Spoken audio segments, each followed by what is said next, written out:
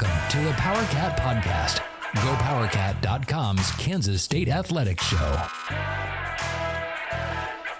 Now, here's your host, GoPowercat publisher, Tim Fitzgerald. Welcome to another edition of the Powercat Post-Game Podcast. Tim Fitzgerald in the Cats and Dogs studio here in Manhattan, Kansas, and Cole Carmody in a hotel in Orlando. Sounds like a great start to a novel. He was in a hotel in Orlando during mouse ears. Cole, quite a game last night. I'm sorry the media didn't get a shot at the edible mascot. I'm greatly disappointed in that. Some of us did, though. Ooh. Some of us did, including one of our very own, had a chance to take a bite out of the mascot. I'm not going to name names, but it wasn't me. He did work for GoPowercat, and he was down here, but it wasn't me. He had a chance to grab a piece of the edible mascot, and he chose not to. Somehow that doesn't surprise me, but my disappointment in Zach Carlson is immeasurable right now. Cats win 28-19. As I said on my daily delivery this morning, I was just whelmed. I wasn't overwhelmed by this team or underwhelmed. I was just whelmed. I thought it was a solid, good performance. They beat a ranked team in a bowl game. I wasn't overwhelmed by anything I saw, but boy, they got it done. When they needed a defensive stop, they got it. And when they needed to run out the clock or get another touchdown, they did it. Wasn't beautiful, but winning is beautiful, so maybe it was. Here's where I'm at, and everybody is going to talk about Avery Johnson and Conor Riley, and rightfully so. But I want to talk about the defense a little bit because that, I think, is kind of an underrated storyline of this game. I think everybody kind of assumed that, the offense would be fine. They would pick up right where they were. Everybody was looking forward to seeing Avery Johnson. He's this dynamic playmaker, and we're going to have plenty of time to talk about that. But people forgot that the defense probably lost more. I mean, yes, the offense lost Will Howard and Treshaun Ward. Huge losses. Same thing you can say Benson and Phillip Brooks. But those guys, I think, production-wise, were fairly replaceable. And I think you saw that, especially at the pass-catching position. You lost those guys, but it didn't really have a major impact in the game. There was no one spot where you're like, well, if Phillip Brooks was here, this would have happened. Or if Ben Sinnott was here, this would have happened. Save maybe the drop tight end screen pass from Garrett Oakley. I think Ben Sinnott probably catches that. Other than that, there was really no glaring, wow, they're missing this guy. But on the defensive side, that same can't be said for Kobe Savage, simply because he was very irreplaceable throughout the season. He was the most steady and dominant force back there. Take away his play. He's a leader. He was a communicator. And so I think that's where this team was going to miss. If anybody had entered the transfer portal that they're going to miss, it was going to be him, and it was because of that reason. And I was blown away, Fitz, by VJ Payne and Colby McAllister. I mean, especially VJ Payne. He played the best game of his career. He could have won MVP of that game. I mean, that play he had on the 2-point conversion, it saved the game for K-State. I mean, very easily, if NC State converts that, it's a tie game. I don't think folks realize they were going to tie the game. And you can sit here and say, should they have chased points? Should they have not have chased points? I was actually of the belief that I thought going for 2 at that time maybe wasn't the greatest decision, just because they had been moving the ball on K-State. But they decided to, and VJ Payne said, no, not today. And he laid the wood on Brennan Armstrong with that hit, completely flipped the momentum of that game. And he was finished as the leading tackler. He had 10 tackles, including that just amazing sack of Brennan Armstrong. Yeah, they chased the points. I would have gone for it there. Mathematically, I'm not into the analytics. I don't know them on those situations. But it ended up haunting them. I mean, once K-State scored another touchdown, it became a 2-score game. Mm-hmm. And it was indeed over. I've watched that hit about a dozen times now. Yeah. How he hit him that hard, that high, without targeting, and decleated him. It was absolutely incredible. I think he probably went to the sidelines and they asked him if he was okay. And he said, yeah. They asked him what his name was. And he said, Brennan Armstrong, because he got caught. It set a tone too. It did. Because at that point, NC State was gaining the momentum, had the momentum. And that play, not just holding him out, but the violence of that play kind of said, you know what? No, we're not going to let you tie the game. And then K-State kind of took control of it with Avery Johnson. And speaking of Avery Johnson, give me your overall grade on him. I talked a little bit about it in the video that went up after the game, Cole's commentary, which if you haven't watched it yet, go check it out. I went a little long, Fitz. I was a little over 5 minutes. I know we have to keep those. It was good. You know what? I was trying to wrap my head around what I had just saw from Avery Johnson, and there were plays that, and I'm not going to compare him to Will Howard. I don't think that's fair because this is a completely different team with Avery Johnson at quarterback than at Will Howard at quarterback. I'm not saying that they're better, not saying that they're worse. They're just a completely different team. You don't call the same plays for Avery Johnson that you do for Will Howard. I mean, you just don't. Nope. And you can't blitz Avery Johnson. If there's one thing that I took away from that game is that we are going to see a lot of zone coverage against Avery Johnson. We are going to see a lot of straight up 3-man, 4-man rush against Avery Johnson because you can't blitz him. Yeah. And there's another quarterback who a lot of K-State fans watch on a consistent basis who you know that you don't blitz the guy because he finds a way to make a play, and that's Patrick Mahomes. And I'm not going to sit here and compare Avery Johnson to Patrick Mahomes. But the tendencies that he showed last night, it's impossible to watch what he did and not think about number 15 who plays on Sunday and wears red, simply because his ability to scramble out of the pocket, to always keep his eyes downfield. Fitz, that is what is so impressive. This is an 18-year-old kid who, think back to Skylar Thompson for a minute. There were times when Skylar Thompson was at quarterback, when he left the pocket, he was running. No matter what. It didn't matter if there was a guy 25 yards open with nobody around him. He was going to run because he didn't look. Mm-hmm. Well, Avery Johnson knows I'm going to look downfield, but if nobody's open, then I'm going to run. But I also know I'm not going to take a hit. So if I need to throw the ball away, I can throw the ball away. The ability to do that at this level as a freshman, having played this being his first full game against the number 19 team in the country, a top 20 defense nationally, which people forget. That's why I was so excited. The numbers don't blow you away. He finished, 17-31. Well, I got the stats pulled up right here in front of me. So it wasn't anything. Sorry, 14-31, 178 yards, 2 touchdowns. Nothing crazy. The percentage of, the passing percentage is actually probably not that good, but it was the little things that I saw in that game, combined with the fact he didn't turn the ball over. He didn't take any massive hits. He ran the offense efficiently. It was a C game from Avery Johnson, but the intangibles are there, and his C game is a lot better than a lot of other quarterbacks in games. If you're judging on what his potential is, I would agree with the C. As an overall quarterback performance, probably a B, maybe B minus, but let's point a couple things out here that became very apparent as the game went on. They were very cautious with the quarterback run game. He was, they had a backup quarterback, but Jacob Knuth probably wasn't that prepared to play. He's been the scout quarterback all season long. Right. How much he actually knew of the K-State offense is a curious question for Chris Kleiman and Conor Riley at a later date. So they wanted to protect him. They wanted to keep him safe and out of trouble. And the offensive line certainly did that in passing situations, but they didn't want him just tucking the ball and taking off all the time.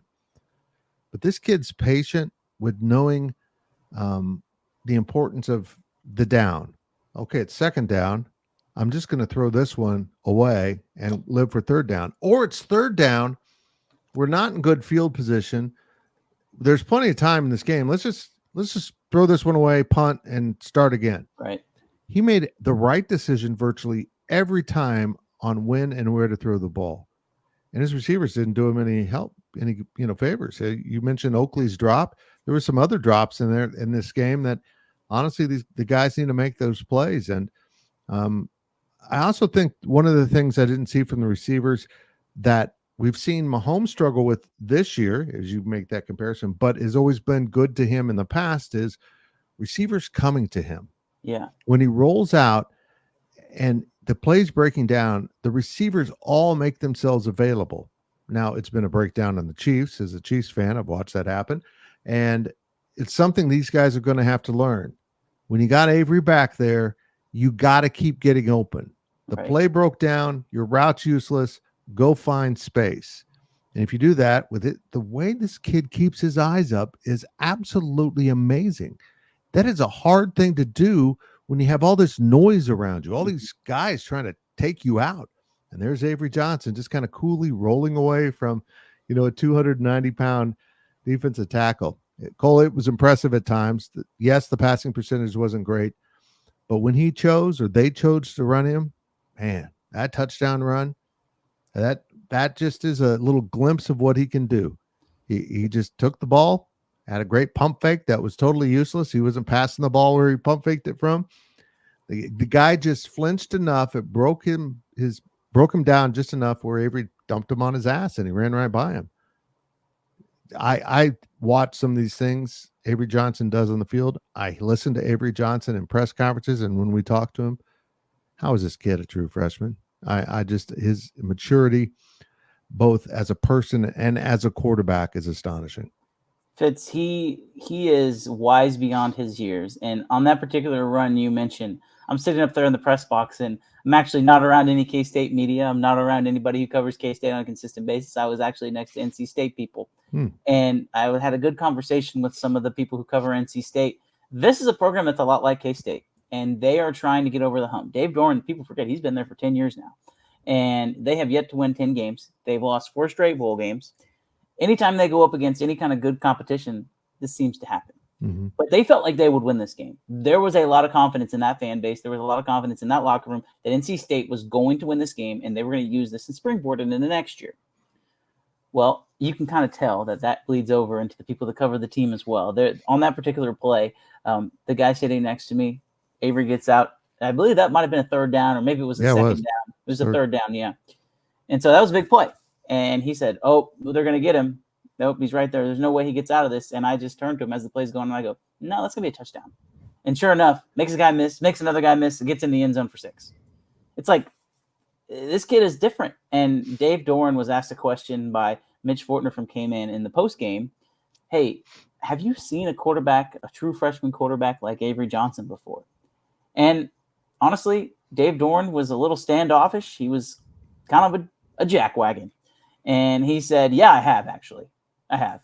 And I'm sitting there and I want to go, Dave, no, just because you lost, that doesn't mean you have to discount what the guy did. Now, in fairness, he did back it up, and the quarterbacks he compared him to, Vince Young and Lamar Jackson. Wow. 2 Heisman Trophy winners. Okay, I'll buy that.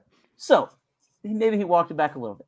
But I think that's the potential that Avery Johnson has. And that one particular play Fitz, that looked like Lamar. Like, that's what that looked like. And it looked like college Lamar where nobody could tackle him. And is he going to have to get bigger? Is he going to have to get stronger? Sure, he is, 100%. He's not perfect by any means.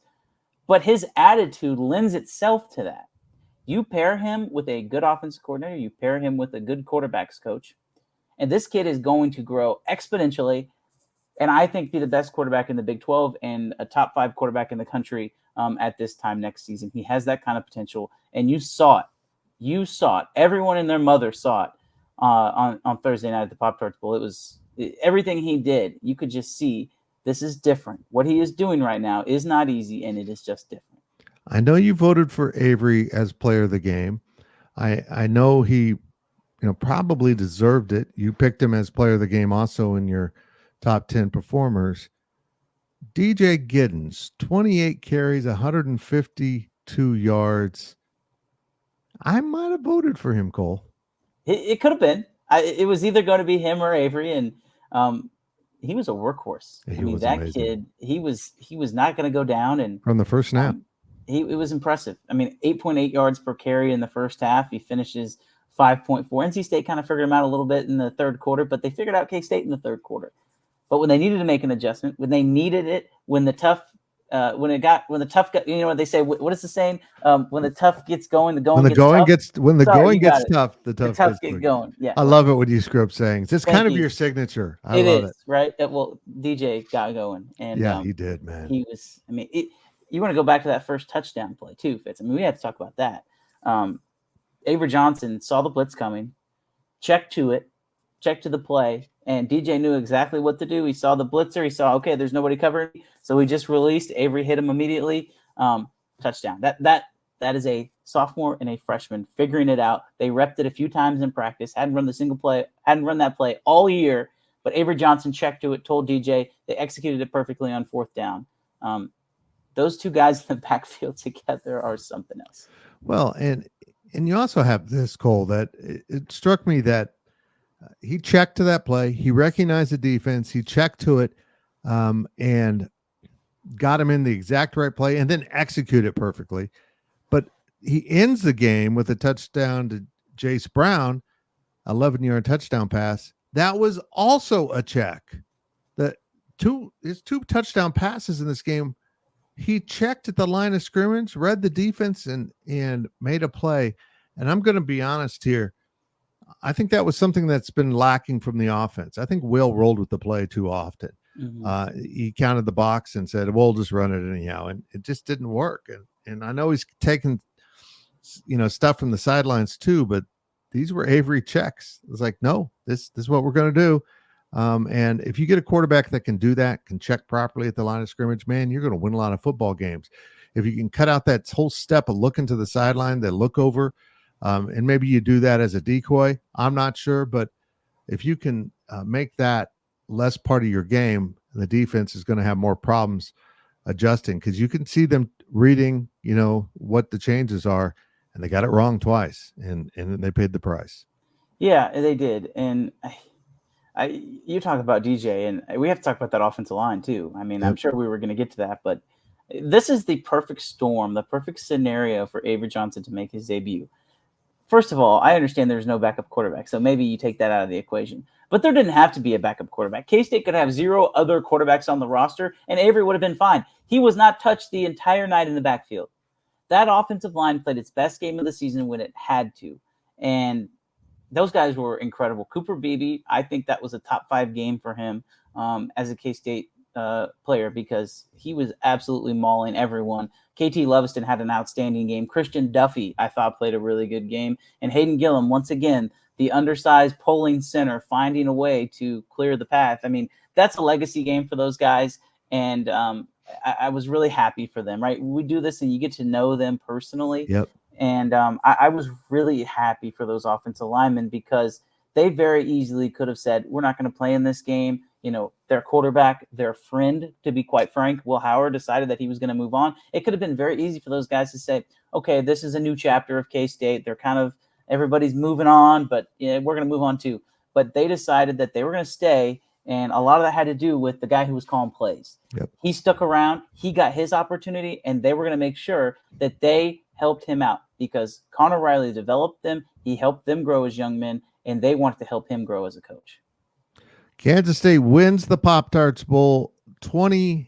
It played out pretty close to what my game prediction was, but just a few less points than I thought. But boy, Cole, a nice win for the Wildcats, and we're going to turn our attention to the defensive side of the football when we come back after this break, because the defense had some hit and miss moments, but when it counted, Jacob Harris came through.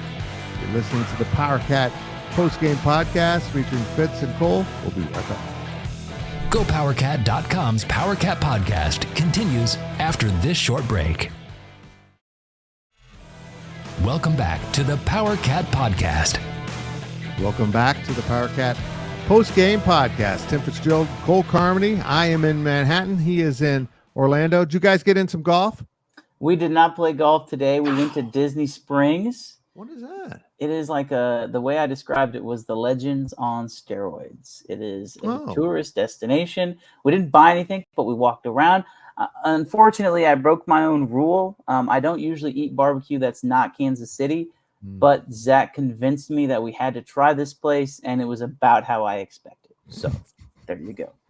Florida barbecue. Yeah, you always think of Florida when you talk barbecue. Of course. Zach's usually good with those choices. That's a bad choice. I'm surprised you didn't eat a sandwich, though. It was a mutual decision. Okay. On with the review of Kansas State's 28-19 victory over NC State in the Pop-Tarts Bowl. First of all, Cole, what brilliant marketing. They hit it out of the park. They did. That entire post-game thing with the Pop-Tart going down into the toaster. And, oh, nice. It's commemorative. What flavor is it? I'm not sure. They're strawberry. They handed these out to the players. They handed these out to the media. If you're listening to this, I'm sorry you don't get to experience it. It's got the logos on it. But it has the logos on it. So it was another part of that marketing tool that I thought they did a really good job with, as you mentioned. Yeah, when they lowered him into the toaster and he held up the little sign that dreams come true. Oh, my God. It was so funny. And then the finished Pop-Tart comes out at the everything about this was so well executed by the folks at Kellogg's. Congratulations. I am not a fan of these games, but if that's how fun you can make a brand, oh my gosh, brand marketing there was just incredible. And at times, so was the K-State defense. Brennan Armstrong did apply some pressure to them with his run game. He was pretty efficient at times in this game in terms of tucking the ball and taking off. Let's see his rushing stats here: 17 carries, 121 yards. He was their leading rusher by far. It was, passing. He was 14 to 28 for 164 as compared to Avery 14 to 31 for 178. It's funny, you look at the stats, they're pretty comparable, but the players weren't. Armstrong had a nice run for a touchdown. Avery had a nice run for a touchdown, but Avery never really put the ball in peril. K-State had one interception to close it out, basically. Jacob Parrish gets the late interception, but there was 2 or 3 other balls that could have been intercepted. Marcus Siegel had one right in his hands and dropped it, but the defense came through. This is an offense that scored enough points to win 9 games this season, and holding them to 19, getting them an early red zone stop, forcing some field goals. It was just so on brand for the K-State defense. I was impressed with Damian Alalio. That's another player I want to give a shout out to. The nose guard from Manhattan. No Uso in this game. He did not practice. He hasn't practiced since the KU game, but he did say he's coming back next year. That leaves some spots at nose guard, maybe some question marks there. But Damian Alalio really said, hey, you know what? I'm going to be in that conversation too. That fourth down stop was all because of him. Fitz, yeah. He shred through there and made the tackle. K-State played a lot of 4-man front in this game. I don't know if you caught that, but they did, especially on third downs. They would walk Toby Osunsami up from the edge, but it wasn't just their speed rush package. There were times on first and second downs, K-State had a 4-man front. Maybe it was a little bit of an overhang. Is that dude over there? That was dude. Okay. That was Daphne. Oh, well, glad she agrees with me. But there was some 4-man fronts that K-State showcased, and if you kind of look at the recruiting trail and what they're trying to do there, it makes a little bit more sense. They're kind of moving towards being not just 3-3-5, but maybe of a multiple defensive fronts, and I thought it worked out perfectly. I think it surprised NC State a little bit. Their running backs, man, they could do absolutely nothing. Brennan Armstrong was the only capable offensive skill player for NC State. It was a 2-man show. Casey Concepcion and Brennan Armstrong. And other than that, NC State had no one. I mean, I was surprised that K-State was able to shut Concepcion down. I know he ended up with 70 yards receiving, but one of those plays came on a deep pass of 40 yards where Jacob Parrish kind of fell down, and another pick that could have been an interception. He kind of falls down and Concepcion comes down with it. But I mean, yeah, this defense, when they needed to make stops, and keep in mind, they held NC State to 3 field goal tries. One of them they missed. And so those three stops were also huge, along with the 4th down stop in the red zone. Yeah, I mean, K-State cashed in all 4 of their opportunities to score. They just did. And NC State had more opportunities to score and scored less points. And that comes down to the defense getting it done when they needed to be. And they were taped together on the back end.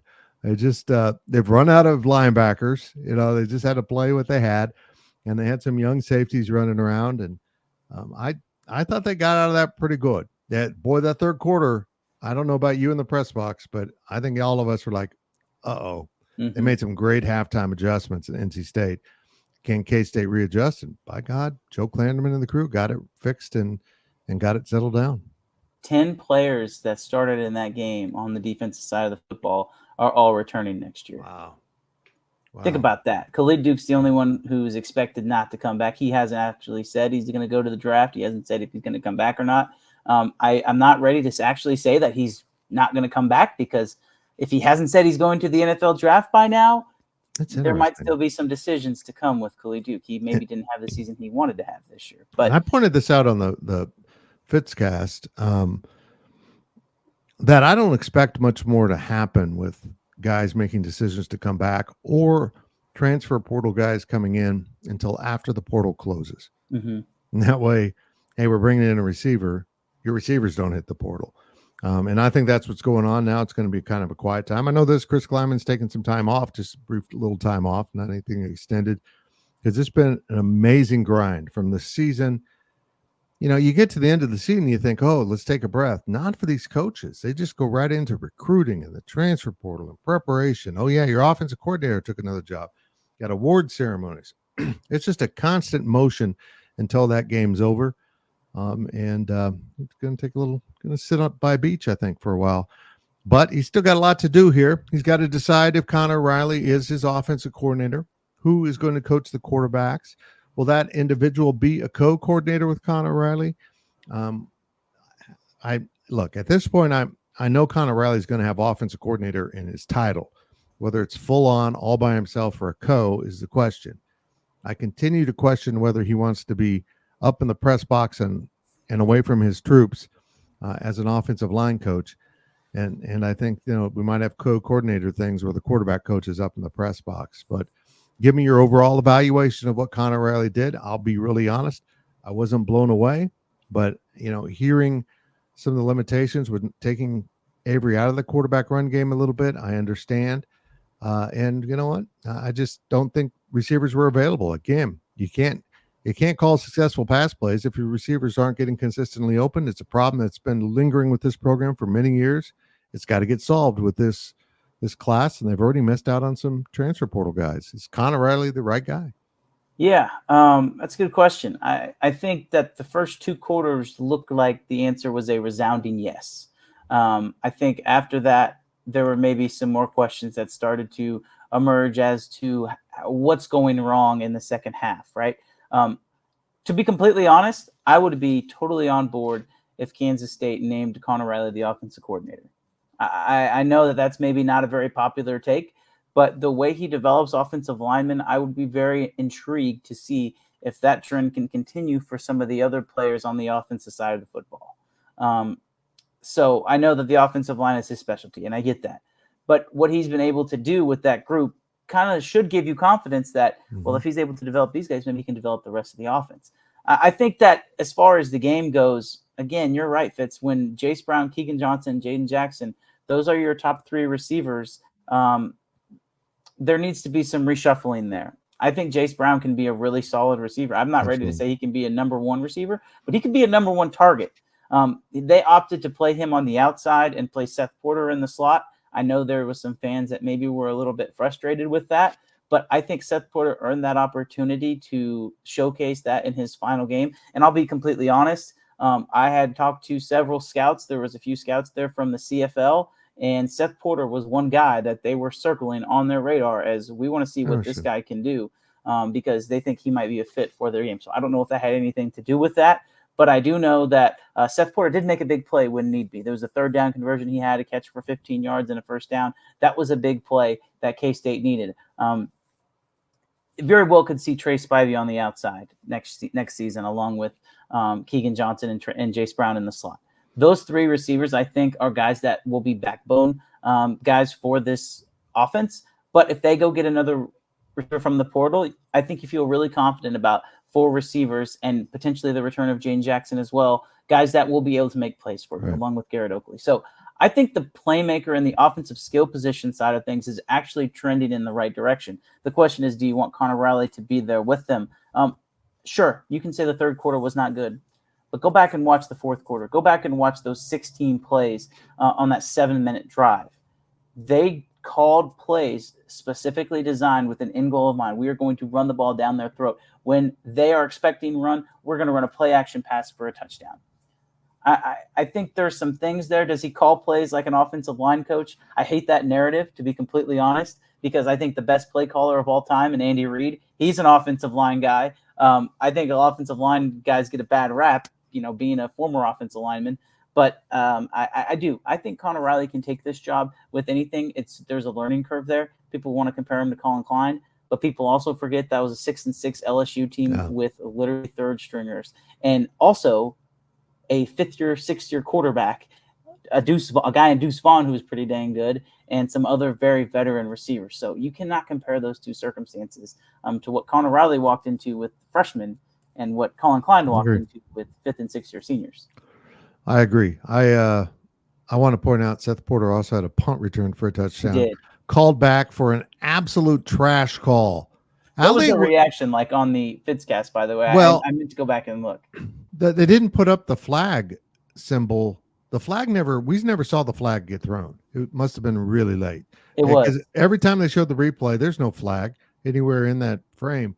And I mean, Seth's celebrating the end zone. Then they put up the little yellow flag thing on the monitor. I'm like, really? How late was that? It reminded me, it's my way back machine, 2001 out of 2000. I'm not sure. Kansas State opened the season in Arrowhead against Iowa, and David Allen was on the verge of maybe breaking the career punt return record, and they called back a punt return for a mystery holding call that nobody ever could find. There was no holding. The Iowa coach has been in the refs here, and they just threw a flag and called it back, and it was just atrocious, and he ended up not breaking that record. So I'm a little sensitive to that. And then there was another mystery call on that same drive that called back a touchdown. Think about that. They had 2 touchdowns on that possession called back, and they still went down and scored a damn touchdown. Right. I think that sums up this game for K-State. Yeah. That's what this team was about in this contest. They were, and the offensive lineman even said it. We talked to Hayden Gillum after the game, and he said, after that punt return got called back, we had a little conversation on the sidelines, and he said, we're going to go score a touchdown. That's how we're going to go out. We're going to control how we go out. We're going to do this. There's no ifs, ands, or buts about it. We're going to do it. And they did. And a lot of that was due to the offensive lineman. But again, a lot of that was due to number 2, because the plays he was able to do improvisationally were amazing. They're different. They're just different. Yep. Cooper Beebe, man. I was going back and watching the game again. I got news for you. Hosting the Fitzcast while trying to have a discussion and watch the game isn't a good way to watch the game. Yeah.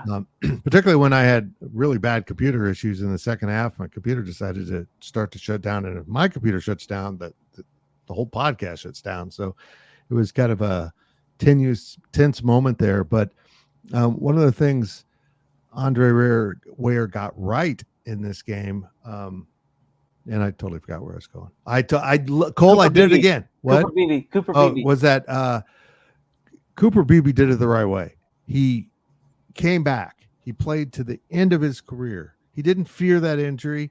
He went out and played one more game with his brothers. And, Andre Ware's he's young to me, but he's an older guy, and he's got that old football mentality. You play every game you can play. You don't skip games. You don't quit on your team. He got on the NC State quarterback who played his 4 games and said, I'm going into the portal. Yeah. How NC State overcame that is impressive. Yeah. Because that's a real jackwagon move. Cooper Beebe was there. So were those other linemen. I was impressed. And boy, Cooper Beebe played well. His last block in college was a pancake. Just beautiful. It sums it up, doesn't it? Yep. I mean, he's special. And I did have a chance to watch Nick Leckey on the Fitzcast a little bit, and I think you guys brought this up, but he's exactly right. Like, if I was in that situation, there's no way I'm not playing in this game, especially when you're as dominant as Cooper Beebe is. You're better than everybody. This is going to be the last time in your life that you're better than every single person on the field. You've got to take advantage of that. Yep. And he did. And then I don't know if you saw it, Fitz, but he walks into post game with no shirt on, with no shoes on, and answers questions about how much he loves K-State. If there's anything that sums up who Cooper Beebe is, it's the fact that his very last media availability at K-State, he came in like that. Just absolutely a man's man, and a guy who is going to play in the NFL for a very long time. Well, that sums it up. K-State wins that first ever Pop-Tarts Bowl. Hope it lives on for a long, long time. It was fabulous. Watching it on TV was fabulous. I'm sure being there was cool. Again, salute to the Kellogg's people who pulled that off. More bowls need to be exactly like that. Have some fun. And you guys rocked it down there in Orlando all week. Thank you very much. Thank you, sir. It was fun. To celebrate one more time, I also have some more Pop-Tarts that I am going to take a bite of. Not live on the podcast like you did on the Daily Delivery, but when we get done recording, I'm going to have myself a chocolate chip pop. Well, I'm going to finish up this podcast so that I can do some radio and Cole can have some Pop-Tarts. K-State wins the Pop-Tarts Bowl over NC State. Great season, great game, nice finish, and a nice start to 2024. and we got so much to discuss during the offseason. I'm Fitz. He's Cole, and we appreciate you listening. Thank you for listening to the Powercat Podcast. Make sure you're subscribing to our show at Apple, Spotify, Amazon, or wherever you get your podcasts.